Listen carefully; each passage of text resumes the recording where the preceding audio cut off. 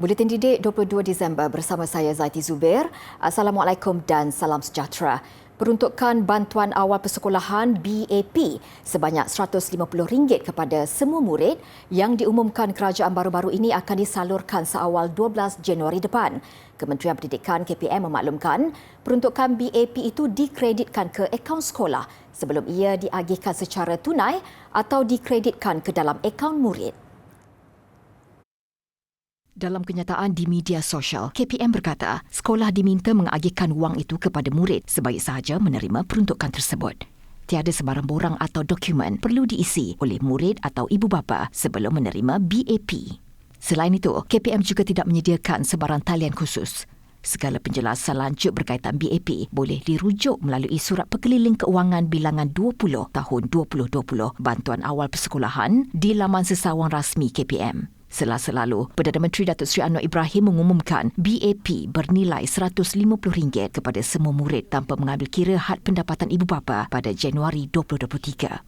Beliau berkata langkah itu penting untuk mempersiapkan murid dengan kelengkapan sekolah yang sewajarnya selain memberi perbelanjaan bagi rancangan makanan tambahan RMT dan pembelian buku teks. Bantuan diberikan kepada pelajar yang memenuhi kriteria seperti warga negara Malaysia dan murid tahun 1 hingga tingkatan 5 atau yang setaraf dengannya bagi sesi persekolahan 2023-2024. Kriteria lain, pelajar di sekolah kebangsaan, sekolah bantuan kerajaan, sekolah agama, sekolah swasta persendirian yang berdaftar dengan kerajaan, sekolah bimbingan jalinan kasih, sekolah integriti dan sekolah Henry Geni. Kolej Vocational Keningau sekali lagi mencipta sejarah apabila seorang pelajar jurusan seni kulinari mewakili negara sebagai salah seorang panelis forum di China Southeast Asia Symposium. Forum yang berlangsung menerusi aplikasi Zoom pada 15 hingga 16 Disember itu merupakan anjuran The UNESCO International Research and Training Centre for Rural Education. Panelis jemputan simposium tersebut dipilih berdasarkan usaha mereka membangunkan komuniti. Nur Afika Amani merupakan seorang pelajar yang aktif dalam advokasi melalui aktiviti meja bulat atau round table. Antara isu-isu yang menjadi tajuk utamanya ialah hak wanita, perubahan iklim dan kesihatan. Selain itu, dia juga pernah mengikuti program pertukaran pelajar dengan sebuah sekolah di negara Korea Selatan di mana dia mempelajari amalan pengurusan bahan buangan. Bukan itu sahaja, Nur Afika juga telah memenangi beberapa anugerah di pertandingan festival seni melalui persembahan monolog dan drama radio. Selari dengan hasrat mengimarahkan Rumah Allah, Masjid Tuanku Said Putra Jamalul Lail di Kanga Perlis menganjurkan kem hafazan cuti sekolah. Ia terbuka kepada pelajar seawal usia 6 hingga 14 tahun. Penganjurannya yang memasuki tahun ke-11 menerima sambutan menggalakkan dari pelajar seluruh negeri Perlis dan Kedah. Kem hafazan ini berlangsung selama 4 hari seminggu sepanjang 3 minggu cuti penggal persekolahan ini. Seramai 168 pelajar menyertainya, termasuk anak-anak asnaf serta anak yatim. Pengisian program disusun pihak masjid bersama fasilitator yang terdiri daripada guru kelas agama dan fardu ain kafah. Antaranya, belajar mengaji Al-Quran, hafazan, fardu ain, pengurusan jenazah dan terapi sukan. Fokus utama kita untuk melahirkan generasi Al-Quran. Keduanya, kita mendedahkan sunnah daripada awal. Kan? Sebab bila dah besar nanti susah juga nak terima bila dah biasa ni. Sekarang ni kita tumpu sifat solat, cara pengurusan jenazah dan juga memanah lah. Kita satu lagi kita nak didik kanak-kanak ni untuk membiasakan diri dengan suasana masjid, adab-adab di dalam masjid. Program dilakukan secara berperingkat dan berasingan antara pelajar lelaki dan perempuan. Walaupun ramai yang pertama kali menyertai pengurusan jenazah, mereka tidak kekok bahkan memberi tumpuan penuh semasa pengajaran berlangsung. Pelajar juga dilihat aktif bertanyakan soalan dan mengambil peluang ini dengan sebaik mungkin untuk menambah ilmu agama. Banyak juga. Adik Alfa belajar Jawi, belajar hafazan, baca Al-Quran. Rasa macam mana? Rasa macam gembira. Sebab dapat banyak kawan, dapat jumpa kawan yang lama kat sini. Lepas tu dapat hadiah daripada cikgu-cikgu. Baca Alif Bata lah. Lepas tu baca tulis Jawi lah. Lepas tu buat macam-macam. Tulis lah. Lepas tu kali-kali. Turut diadakan acara suka memanah iaitu antara sunnah yang dituntut kepada umat Islam. Ia diajar oleh fasilitator berpengalaman. Suka memanah ini menjadi terapi diri dalam melatih kanak-kanak untuk menumpukan perhatian, bertenang dan menstabilkan emosi. Di awalnya, mereka diajar cara mengendalikan busur sebelum dibenarkan menggunakan senjata itu. Ajar belajar ni hafaz surah, lepas tu ajak tulis huruf yang boleh bersambung. Bagian ajar memanah, lepas tu ajak ni hafaz surah. Penganjuran kem hafazan cuti sekolah ini mendapat kerjasama Yayasan Tuanku Syed Putra Perlis, Majlis Agama Islam dan Adat Istiadat Melayu Perlis, MAIPS dan Jabatan Hal Ehwal Agama Islam Perlis, JAIPS. Seramai 90 pelajar mengalami palsi cerebrum berpeluang menjana pendapatan serta hidup berdikari pada masa depan menerusi Rumah Hijau Khas. Projek Sumbangan Kulim Malaysia Berhad kepada Persatuan Cerebral Palsi Johor, CPJ itu seiring dengan komitmen mendidik, melatih, merawat serta menyediakan keperluan khas bagi pelajar palsi cerebrum. Pengerusi CPJ, Tunku Fatimah Faridah Tunku Osman berkata, kemudahan itu membolehkan pihaknya membantu lebih ramai pelajar terlibat menyediakan peluang mendapatkan mata pencarian. Beliau berharap masyarakat sekitar akan menyokong projek rumah hijau ini dengan memilih untuk membeli buah-buahan dan sayur-sayuran di CPJ. Rumah hijau dibangunkan dengan peruntukan RM40,000 hasil kerjasama CPJ, Kulim dan Yayasan Johor Corporation sebagai kemudahan untuk sesi terapi kepada pelajar menerusi agroterapi. Pengarah urusan Kulim, Muhammad Faris Adli Syukri pula berkata, mereka mahu menggalakkan masyarakat untuk membuat kebaikan menerusi sumbangan, perbelanjaan atau meluangkan masa bersama komuniti. Agroterapi adalah terapi yang menyediakan aktiviti berstruktur dalam suasana pertanian bagi membantu meningkatkan koordinasi motor, kekuatan dan daya tahan serta komunikasi. Menerusi hubungan penyembuhan antara manusia, tumbuh-tumbuhan dan ekosistem sekitarnya.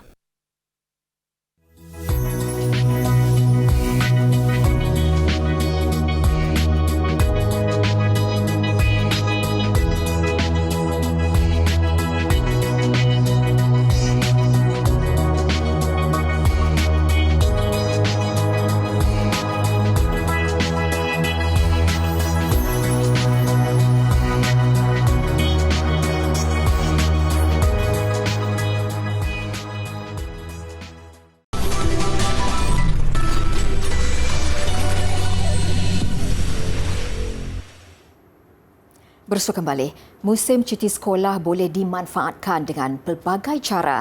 Ada yang mengambil peluang ini untuk mencari duit poket bagi sesi persekolahan tahun hadapan.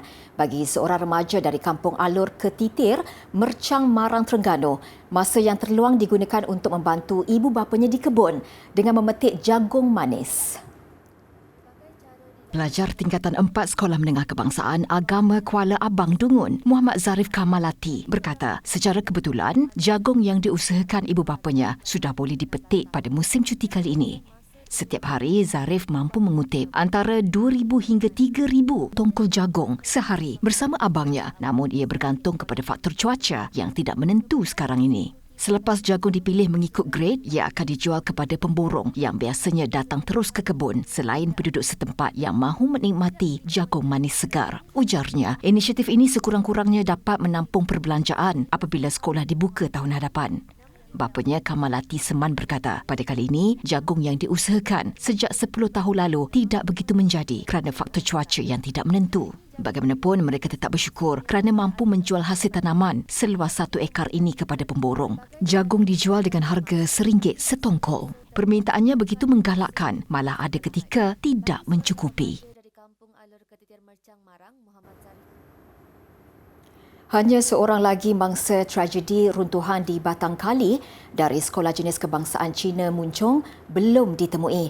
Yang di-Pertua PIBG SJKC Muncung, Yu Chin Ong berkata, mangsa yang masih hilang ialah pelajar tahun 5 yang juga anak kepada pengusaha kantin sekolah itu. Jelasnya daripada jumlah keseluruhan 26 peserta perkhemahan dari sekolah itu, hanya 6 daripadanya merupakan guru. Manakala selebihnya adalah ahli keluarga mereka, kenalan, pengusaha kantin serta pekerja mereka. Setakat ini semua sudah ditemui kecuali seorang pelajar lelaki tahun 5. Dalam pada itu, Ching Au menafikan pihaknya ada bekerjasama dengan mana-mana badan bukan kerajaan NGO bagi mengumpul sumbangan untuk diberikan kepada keluarga mangsa.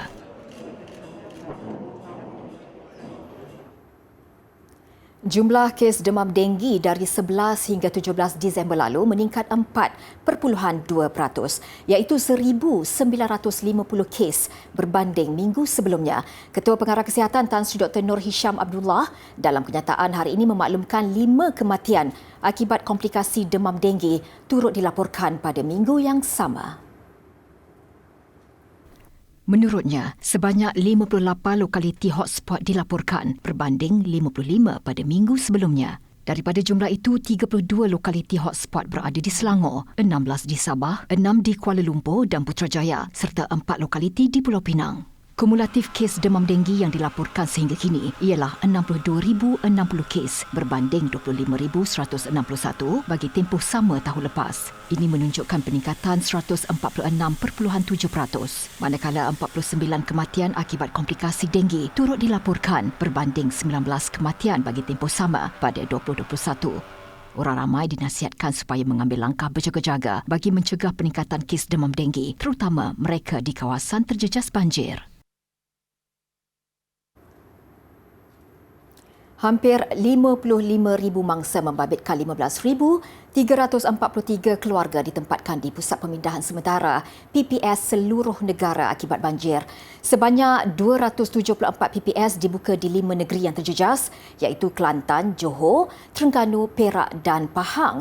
Berdasarkan kemaskini portal info banjir Jabatan Kebajikan Masyarakat JKM setakat jam 6 petang tadi, jumlah mangsa banjir tertinggi dicatatkan di Terengganu dengan 27,895 mangsa di 193 PPS. Seterusnya di Kelantan, 25,180 mangsa direkodkan berada di 77 PPS. Manakala di Johor, 2 pusat pemindahan dibuka untuk menempatkan 46 mangsa. Di Perak dan Pahang pula hanya 1 PPS dibuka, masing-masing bagi menempatkan 26 dan 22 mangsa.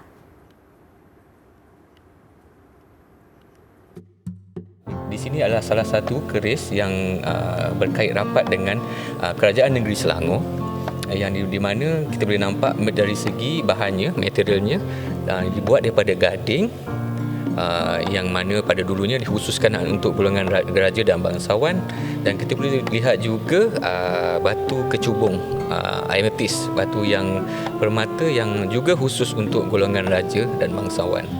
Dan kita boleh lihat penggunaan emas lah, seperti yang kita tahu warna kuning adalah warna khas, warna yang khusus untuk golongan sultan, golongan diraja. Dan kita boleh tengok juga jata negeri Selangor, di mana setiap kerajaan Melayu mempunyai jata, lambang untuk menunjukkan wilayah mereka.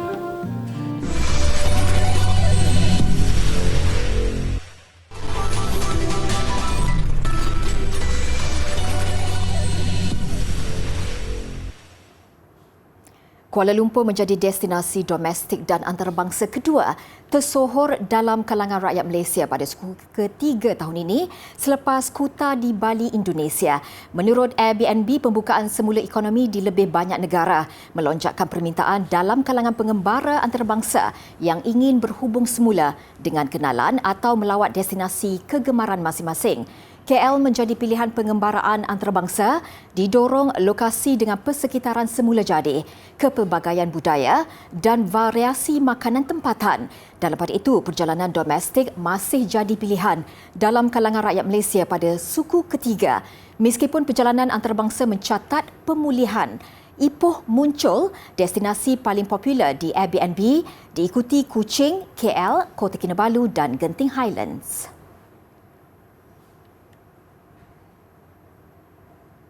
The Gingerbread City adalah pameran tahunan popular di London, United Kingdom yang telah diadakan sejak 2016. Dengan membawa tema perubahan iklim tahun ini, penganjur mereka cipta dan membangunkan 5 zon iklim menggunakan resepi gingerbread yang direka khas untuk tujuan itu. Gingerbread City adalah dunia miniatur yang dibangunkan oleh arkitek profesional menggunakan biskut halia atau gingerbread serta gula-gula dan manisan lain. Objektifnya mempromosi bidang seni bina kepada orang awam selain menunjukkan kebolehan dan kreativiti golongan arkitek. The reason why we do Gingerbread City is to get the public really engaged and excited about architecture. It's really an introduction to what architects can do and the creativity they can bring to our cities and communities. They construct it and they bake it as well. So they do all the different parts from the design all the way through to bringing it here and installing it. Pengunjung pula mengakui terhibur melihat pameran ini selain mengagumi kreativiti arkitek terlibat. And they enjoyed the colours and the animals. They recognised some of the cookies and thankfully not all of them at this stage in terms of the sweets. But yeah, no, it was really good fun, and I mean the creativity of the architects is amazing. Penganjur tidak menafikan disebabkan ia diperbuat daripada manisan berbagai warna. Ada struktur binaan di pameran ini kadang-kala hilang, namun mereka tidak kisah dan bertindak mengganti atau memperbaikinya semula. Kumpulan arkitek mengambil tempoh 200 jam untuk mendirikan keseluruhan miniatur ini.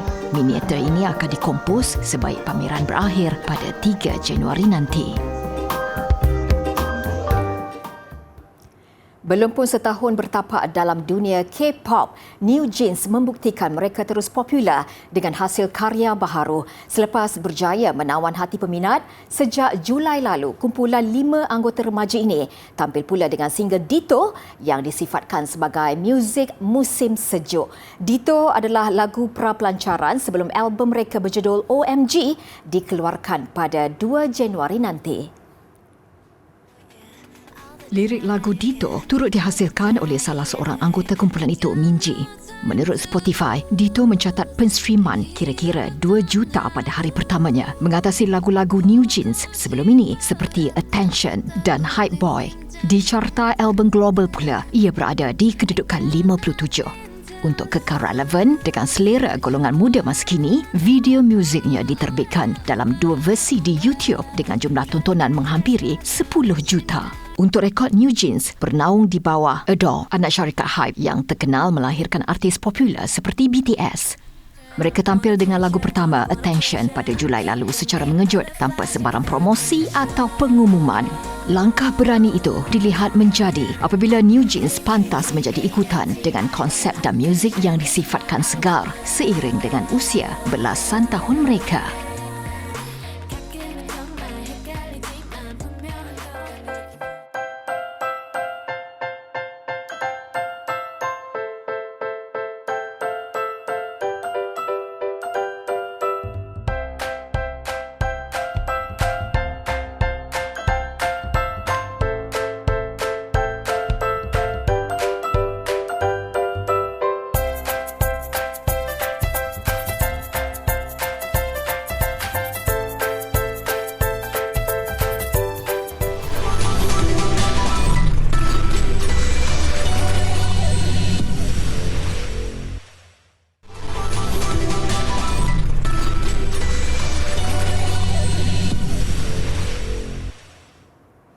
Sedikit laporan sukan, skuad Harimau Melaya melepasi ujian di arena lawan apabila membuka kempen Piala AFF menewaskan Myanmar. Kemenangan 1-0 semalam menampilkan 2 watak penting, Faisal Abdul Halim selaku penjaring gol kemenangan, juga ketangkasan penjaga gol Ahmad Shihan Hazmi Muhammad menyelamatkan sepakan penalti di lewat permainan. Bertandang ke Stadium Tuna Yangon seperti dijangka, Harimau Melaya dipaksa bekerja keras menyerap asakan Myanmar. Kesilapan batin tuan rumah bagaimanapun hampir dihukum Faisal Abdul Halim, namun rembatannya sedikit tersasar. Selepas rehat, serangan awal Harimau Melaya berjaya memerangkap Myanmar. Faisal tenang menyambut lorongan ketua pasukan Safawi Rashid pada minit ke-52 sebelum menewaskan penjaga gol tuan rumah. Saingan tambah rancak menyaksikan Myanmar menggandakan asakan memburu gol penyamaan. Sehinggalah memasuki masa kecederaan, tuan rumah dihadiahkan sepakan penalti selepas bola terkena tangan pemain pertahanan Sharon Nazim Zulpakar. Bagaimanapun, penjaga gol Ahmad Shihan Hazmi Muhammad berjaya menghalang sepakan yang diambil oleh Win Naing Tun. Kekal 1-0 sehingga berakhir 12 minit masa tambahan. Kemenangan ini menamatkan badi kekalahan skuad kebangsaan di Stadium Tuna sejak 2016. Harimau Melaya yang dibimbing Kim Panggon akan menentang Laos pada aksi kedua di Stadium Nasional Bukit Jalil Sabtu ini.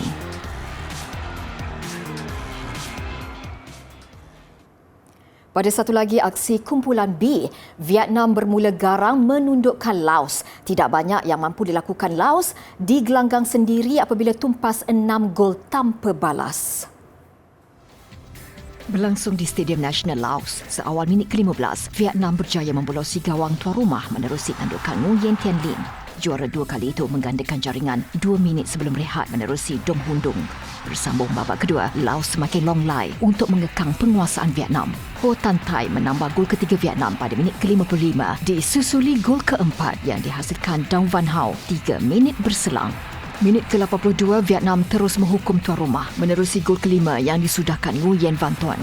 Belum puas, Vun Van Tan melengkapkan kemenangan 6-0 Vietnam pada masa kecederaan. Vietnam kini di tangga teratas kumpulan B berdasarkan kelebihan jaringan mengatasi Harimau Melaya. Malaysia dijadual menentang Vietnam di Stadium My Dinh, Hanoi 27 Disember ini.